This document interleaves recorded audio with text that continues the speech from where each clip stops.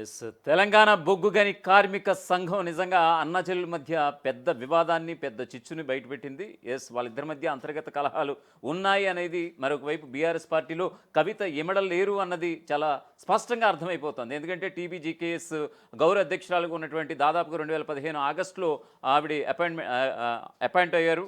అప్పటి నుంచి కొనసాగుతున్నారు.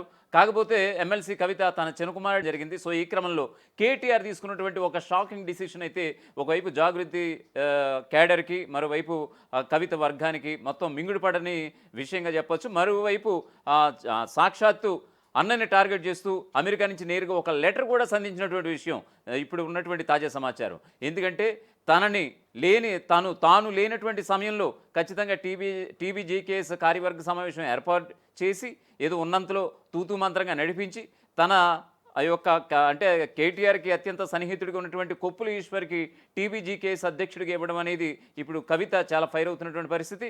సో కొప్పుల ఈశ్వర్ నియామకం అయితే చెల్లుబాటు కాదు, అది ఒక పద్ధతి ప్రకారం జరగలేదు అన్నది ఇప్పుడు ఎమ్మెల్సీ కవిత ప్రధాన ఆరోపణగా తెలుస్తోంది.